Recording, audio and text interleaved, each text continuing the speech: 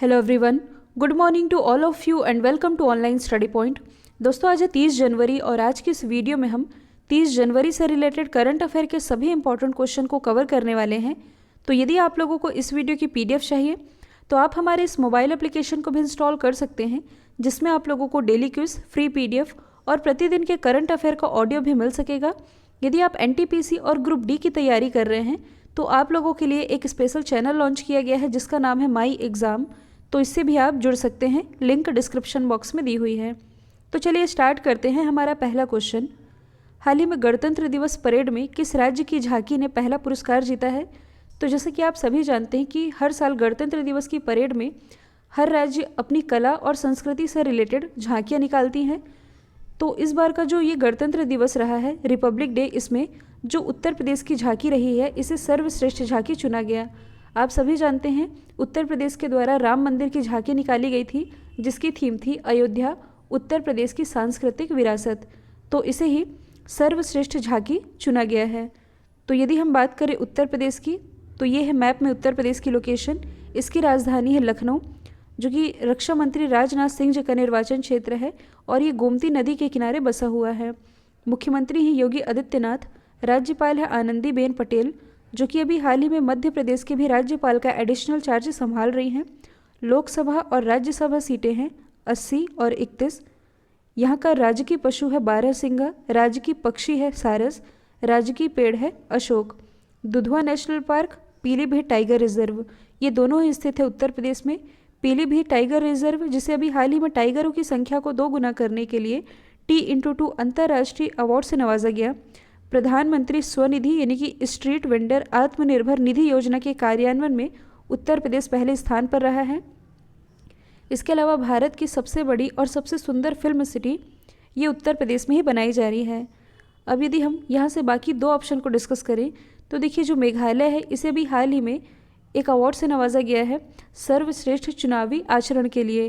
किसके द्वारा नवाजा गया है? इलेक्शन कमीशन ऑफ इंडिया यानी कि भारतीय निर्वाचन आयोग के द्वारा। जबकि जो बिहार है इसे भी हाल ही में डिजिटल इंडिया अवार्ड से नवाजा गया। ये भी आप याद रख सकते हैं। अगला क्वेश्चन है, हाल ही में जारी किए गए भ्रष्टाचार धारणा सूचकांक 2020 में भारत कौन से स्थान पर है? तो देखिए, कई बार एग्जाम में ये भी पूछा जाता है कि ये जो करप्शन इंडेक्स है यानी कि भ्रष्टाचार सूचकांक, ये किसके द्वारा रिलीज़ किया जाता है? तो देखिए, ये रिलीज़ किया जाता है ट्रांसपेरेंसी इंटरनेशनल के द्वारा। और ट्रांसपेरेंसी इंटरनेशनल ने ये जो रिपोर्ट रिलीज़ की है इसके अनुसार 180 कंट्रीज़ के बीच इस करप्शन इंडेक्स में अपने देश भारत की रैंकिंग रही है 86, जबकि 2019 में भारत की रैंकिंग इसमें थी 80, मतलब कि भारत 6 पायदान नीचे आ गया है। भारत की रैंकिंग है 80। अच्छा, इसमें टॉप पर कौन है? तो देखिए, 2019 की जो रैंकिंग थी उसमें तो डेनमार्क टॉप पर रहा था, और अब ये जो 2020 की रैंकिंग रिलीज़ की गई है इसके अनुसार 2 कंट्री हैं, एक तो है डेनमार्क, दूसरी है न्यूजीलैंड। तो ये दोनों ही संयुक्त रूप से इस इंडेक्स में टॉप पर रहे हैं, मतलब कि इन 2 कंट्रीज़ में करप्शन सबसे कम होता है। अब यदि हम बाकी ऑप्शन को डिस्कस करें जो कि कहीं ना कहीं इंडिया के इंडेक्स से ही रिलेटेड है, तो हाल ही में हेनले पासपोर्ट इंडेक्स रिलीज़ किया गया था जिसमें टॉप पर रहा था जापान, इंडिया की रैंकिंग है 85। हाल ही में ग्लोबल हंगर इंडेक्स रिलीज़ किया गया जिसमें टॉप पर रहा था बेलारूस, इंडिया की रैंकिंग है 92। जबकि कुछ दिन पहले ही क्लाइमेट रिस्क इंडेक्स रिलीज़ किया गया जिसमें टॉप पर रहा है मोज़ेम्बिक और इंडिया की रैंकिंग है 7वीं। अगला क्वेश्चन है, हाल ही में संयुक्त राष्ट्र यानी कि यूनाइटेड नेशन द्वारा कैलेंडर वर्ष 2021 में भारत की आर्थिक वृद्धि कितने प्रतिशत रहने का अनुमान लगाया गया है? तो according to united nation Bharat की जो आर्थिक वृद्धि दर है ये फाइनेंशियल ईयर 2021 में, मतलब कि अभी जो फाइनेंशियल ईयर शुरू होने वाला है 1 अप्रैल 2021 से लेकर के 31 मार्च 2022 तक, तो ये जो फाइनेंशियल ईयर रहेगा इसमें भारत की आर्थिक वृद्धि दर ये 7.3% रहने का अनुमान लगाया गया है संयुक्त राष्ट्र के द्वारा। जबकि जो IMF है यानी कि इंटरनेशनल मॉनेटरी फंड, इसने जो भी हाल ही में world economic outlook report release की है इसके अनुसार इसने वित्तीय वर्ष में भारत की जो ग्रोथ रेट है ये 11.5% बताई है। तो दोनों ही आप याद रख सकते हैं। देखिए, वैसे तो काफ़ी सारी रेटिंग एजेंसी है जो कि ये डेटा बताती है या आंकड़े बताती है कि भारत की जीडीपी या भारत का आर्थिक विकास दर ये क्या रहेगा। तो देखिए सभी तो आपको याद नहीं रखने हैं, लेकिन कुछ इंपॉर्टेंट रेटिंग एजेंसी हैं जिसके डेटा आप लोगों को मालूम होने चाहिए, जैसे कि फिक्की, मूडी।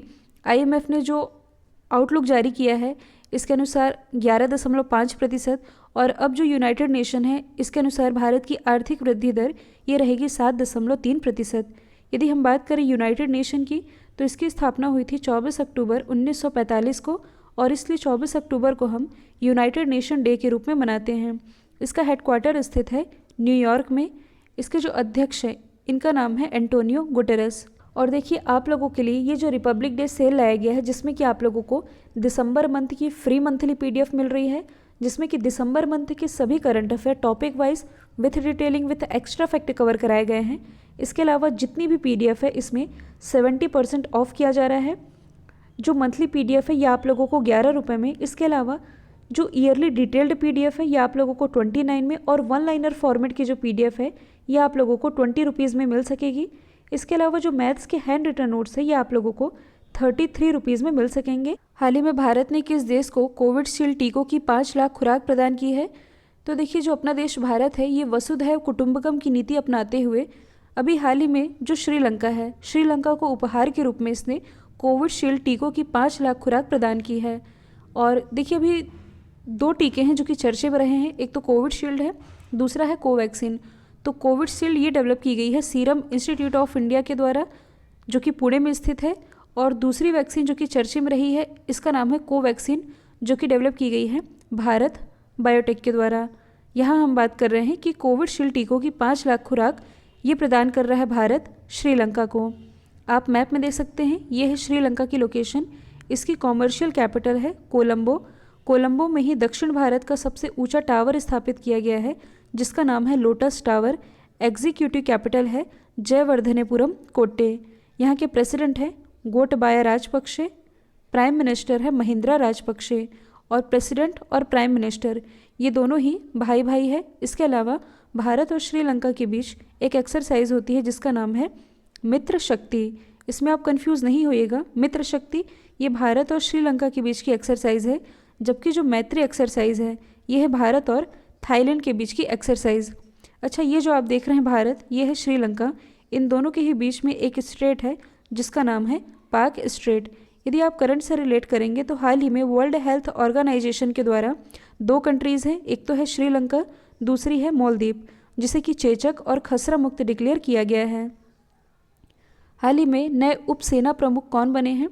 देखिए यहाँ टाइपिंग मिस्टेक है, इसे मैं PDF में मॉडिफाई कर दूंगी। और हाँ, कल के वीडियो में मैंने गलती से तमिलनाडु के राज्यपाल आरिफ मोहम्मद खान बोल दिए थे, जबकि वो है बनवारी लाल पुरोहित। हालांकि उसे मैंने PDF में मॉडिफाई कर भी दिया था। तो ये है कि हमारे नए उप सेना प्रमुख ये कौन बने हैं? तो ये बन गए हैं चंडी प्रसाद मोहंती। और चंडी प्रसाद मोहंती इन्होंने स्थान लिया है SK सैनी का।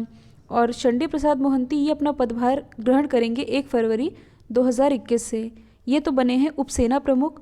हमारे सेना प्रमुख कौन है? तो हमारे 28वें सेना अध्यक्ष, इनका नाम है MM नरवणे, यानी कि मनोज मुकुंद नरवणे।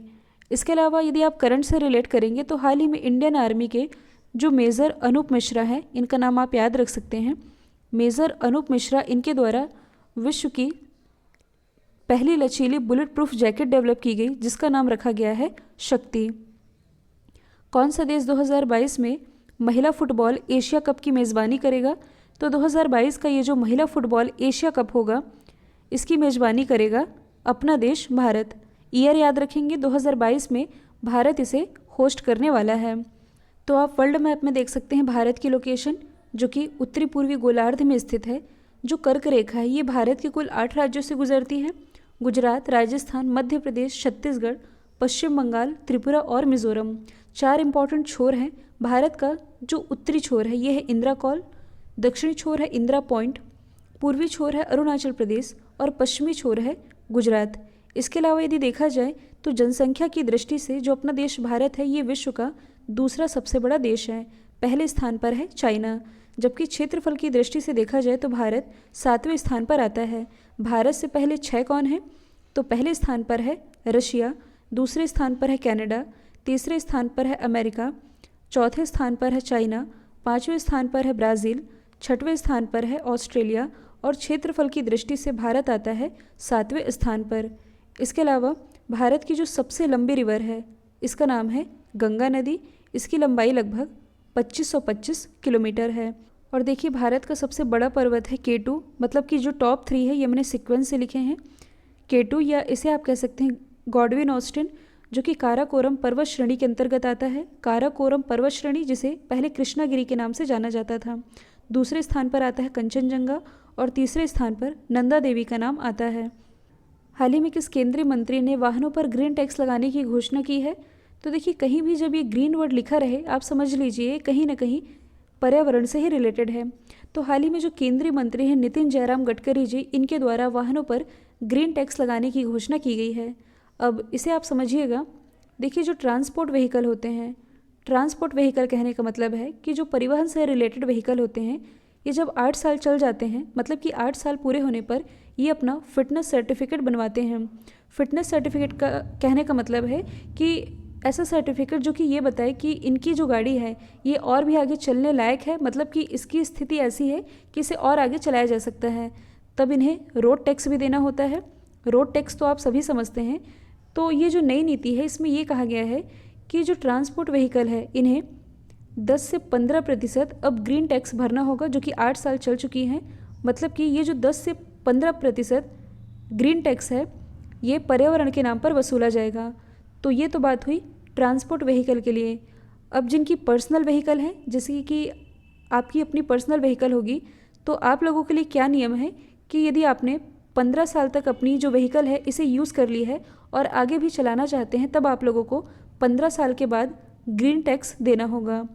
तो पर्सनल व्हीकल के लिए 15 साल और जो ट्रांसपोर्ट व्हीकल है इनके लिए 8 साल रखा गया है। और यही फैसला किया गया है अभी हाल ही में केंद्र सरकार के द्वारा। और आधुनिक भारत के इतिहास से रिलेटेड टॉप 150 क्वेश्चन है जिस पर आप लोगों के लिए वीडियो बनाया गया है। क्वेश्चन काफ़ी इंपॉर्टेंट है, इसे आप जाकर के देख सकते हैं, लिंक डिस्क्रिप्शन बॉक्स में दी हुई है। अगला क्वेश्चन है, हाल ही में ICC के द्वारा किस नए अवार्ड की घोषणा की गई है?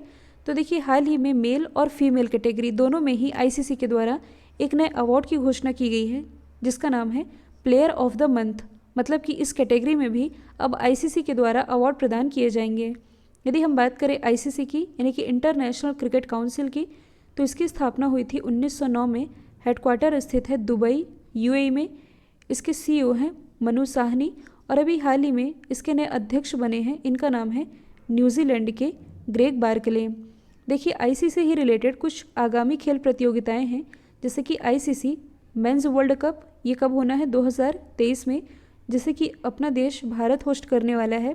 इसके अलावा जो ICC वुमेंस वर्ल्ड कप है जो कि होगा 2021 में और इसे होस्ट करेगा न्यूजीलैंड। उत्तर प्रदेश का पहला खेल विश्वविद्यालय किस शहर में बनाया जाएगा?